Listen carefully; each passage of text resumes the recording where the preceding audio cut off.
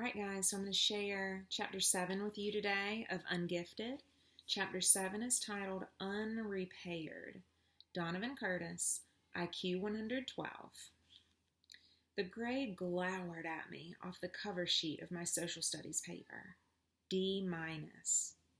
Is that graded on a bell curve? I asked Mrs. Shapiro. She was almost sympathetic. No, Donovan, it's just graded. Oh. I wasn't normally grade obsessed, but this really threw me. The thing is, I had no chance with the kind of math and science they taught at this place. If I was going to have any prayer at all of hacking it in the academy, I'd have to rock subjects like English and social studies. That's why I was so shocked about the D-. I'd worked really hard on this paper. Maybe I hadn't aced it by gifted standards, but I figured I'd get at least a B. I would have settled for a C. The teacher sighed. Is there anything you want to tell me? Is something wrong? Something was wrong, all right. When the biggest effort I'd put into a school project since kindergarten pulled a D-. Yes, it was pretty fair to say that something was wrong. She interpreted my silence as an invitation to probe further. At home, perhaps? Well, it's just that I have ADD. That was pure, blind inspiration. Sanderson had ADD. And occasionally he got cut a little extra slack because of it. Mrs. Shapiro's expression softened immediately. Why didn't you say so? I guess I was too distracted by other things. She looked a little suspicious, so I added, I really wanted to make it on my own. ADD doesn't sound very gifted. That's nonsense, she reassured me. You'd be astounded how often giftedness is accompanied by some sort of learning disability. She handed the paper back to me. Why don't you work on this for another week? I didn't like the sound of that. Well, and we'll see what we can do about raising your grade. Maybe there was more to this learning disability racket than met the eye. After all, ADD was just the beginning. With a little bit of effort, I could work up a case of obsessive-compulsive disorder that would knock your socks off. And what about dyslexia?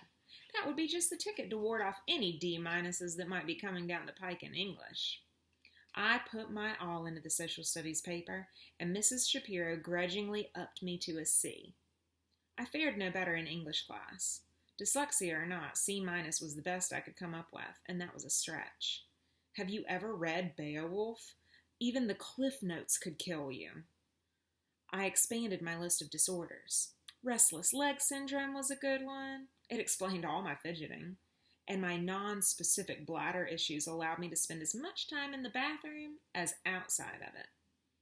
I had this reoccurring nightmare that all my teachers got together and compared notes on my various illnesses, weaknesses, and diseases.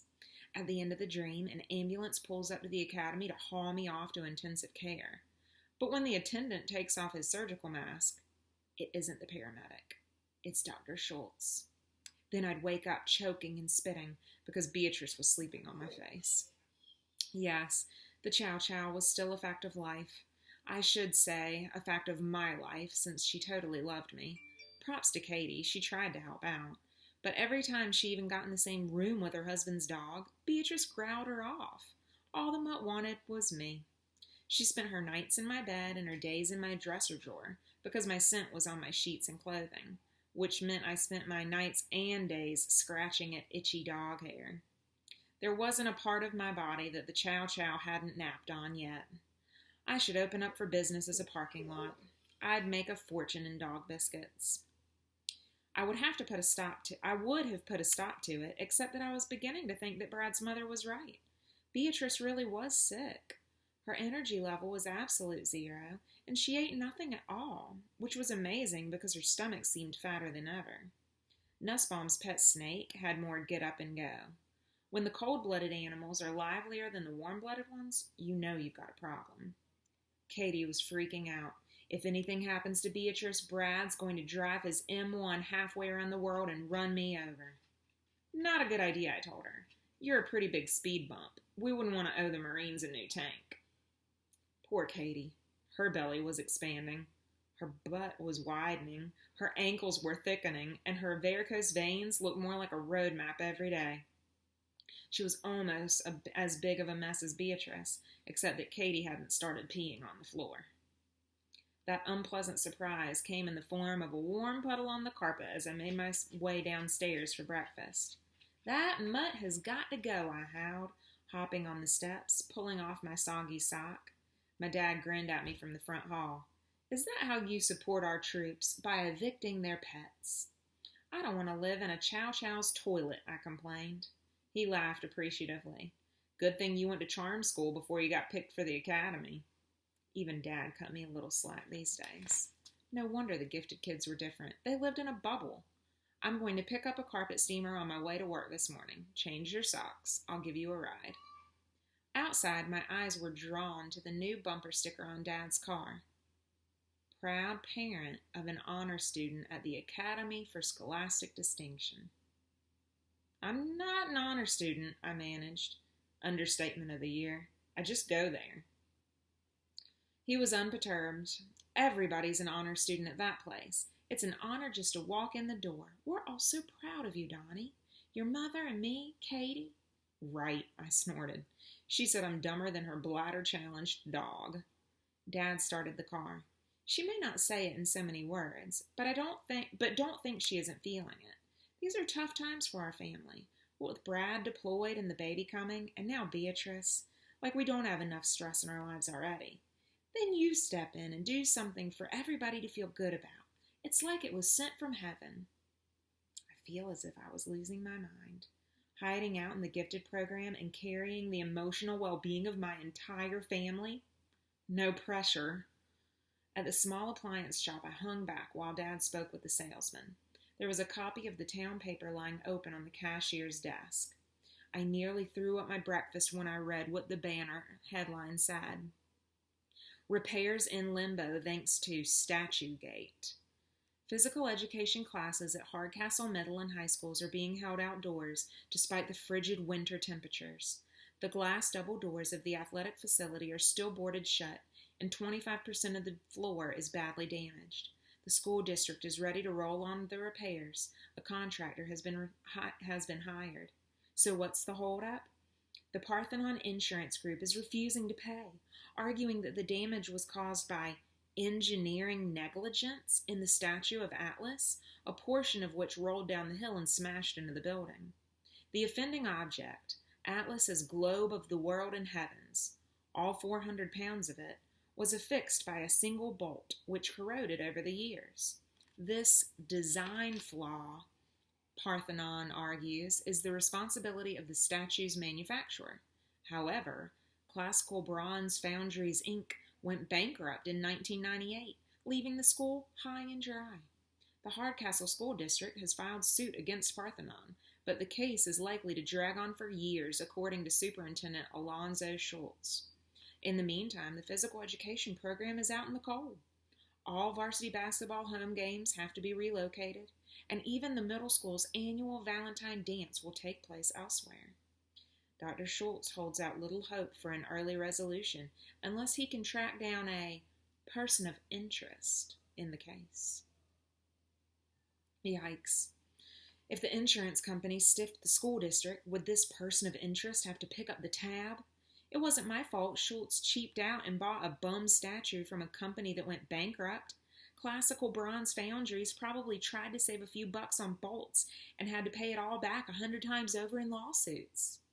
But I'll bet our superintendent was the only genius who put his Atlas at the top of a hill overlooking a breakable gem.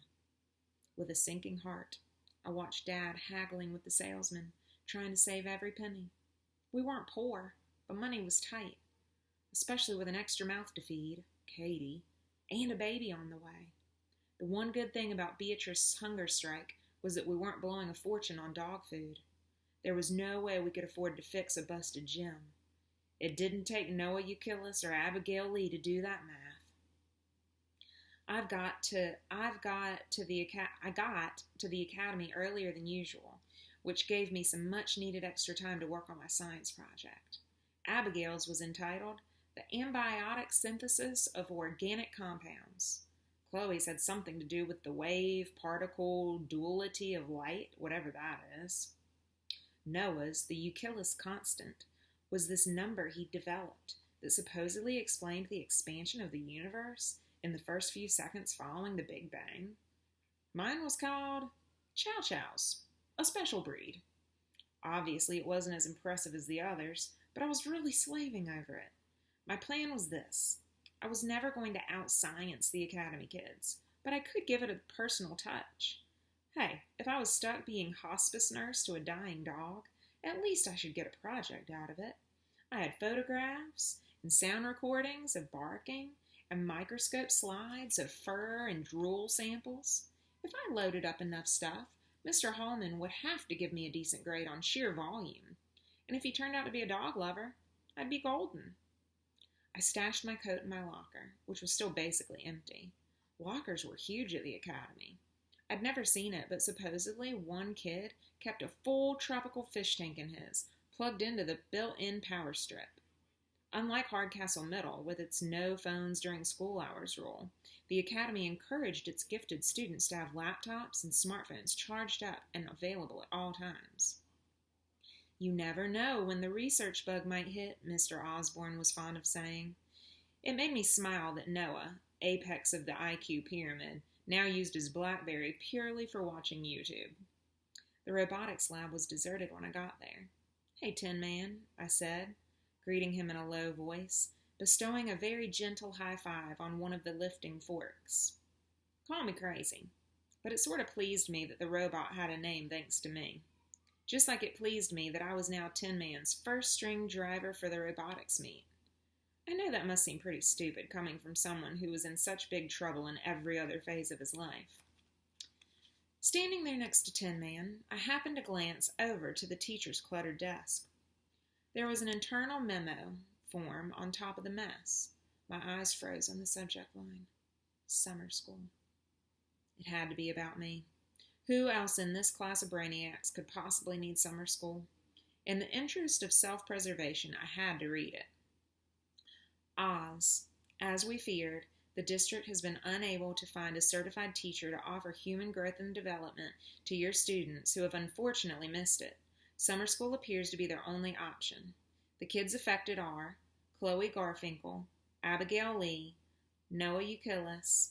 That was as far as I got before Mr. Osborne came in and caught me snooping. Donovan, step away from my desk. I was too blown away to worry about whether or not he was mad. Summer school, I exclaimed. For those guys? It's none of your business, the teacher interrupted sharply. It doesn't affect you at all. But why would the smartest kids in town need summer school? I persisted, bewildered. What's human growth and development? It's a health course required by the state, he explained wearily. You took it last year in 7th grade. Light dawned. And you were so busy teaching them genius stuff that you missed it. I molded over. That's on you, not them. He looked like I'd slapped him. I know.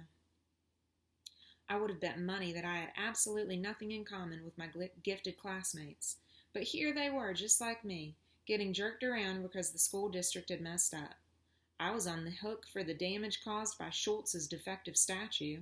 They were on the hook for a required course nobody remembered they needed. And the cost was going to be one summer. So teach it to them, I concluded. Those guys, it won't take 10 minutes before they know it better than you. He shook his head gravely.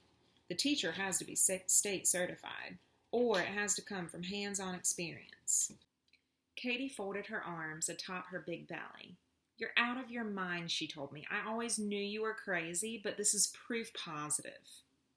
Don't be like that, I wheedled. It won't cost you anything except a few trips to the school. Why should you care? You're pregnant anyway. It won't cost me anything, she echoed. How about my privacy, my dignity, my self-respect, my right to bring a baby into this world without turning it into a science fair project? It isn't even for me, I argued. These kids really need your help. They're in a jam. She was adamant. Well, if they're so gifted, let them figure a way out of the jam. You have to do this for me, I said stubbornly. No way, Donnie. Not in a million years. I am not crawling into a petri dish for you or anybody. I sighed. Well, okay. I feel sorry for Brad, though. She was wary. What's Brad got to do with it? You know, there he is, far from home, serving his country. It'll break his heart when he finds out his beloved dog isn't getting the care and attention she deserves. I pointed to Beatrice, who was making another liquid deposit on the rug. She shrieked so loud that it brought Mom running up the stairs. "What's wrong?" "Nothing, Mom," I called. "But fire up the carpet steamer, will you? We're going to need it in a few minutes." Katie was beside herself. "Just what are you saying?" "Do I have to spell it out for you? If I don't look after Beatrice, Beatrice doesn't get looked out after." "And that's my fault?" she demanded. "She won't let me anywhere near her." "I totally sympathize," I assured her. "Bad things happen to good people sometimes. Look at the poor academy kids. It isn't their fault they missed this credit, but they're the ones who have to suffer. Just like it isn't your fault your mother-in-law dumped a dying dog on your doorstep." "Don't say dying. She's not dying. She can't." Suddenly Katie clued in. "You miserable blackmailing slime bucket. This is low, even for you." I nodded in agreement. Poor Brad. She was bitter. "What do you care if a bunch of nerds go to summer school? You already took this course. There's nothing in it for you." She was only half right. There was nothing in it for me, at least nothing I could explain to Katie. If this worked, if following Katie's pregnancy could count as a hands-on experience for human growth and development, then that would strengthen my ties to the Academy for Scholastic Distinction. It wouldn't make my grades any better, but it might take people's attention off of how ungifted I was. The longer I could stay at the Academy, the longer I could keep myself hidden from Schultz's justice. Selfish? Big time. And something else, too. It was absolutely what James Donovan would have done. Maybe Ancestry.com wasn't such a waste of money after all. The Hardcastle gem may have been my Titanic, but we were the survivors, James and me. Aloud, I said, "I'm doing it because a nice person helps his friends." She rolled her eyes, but I knew I had her.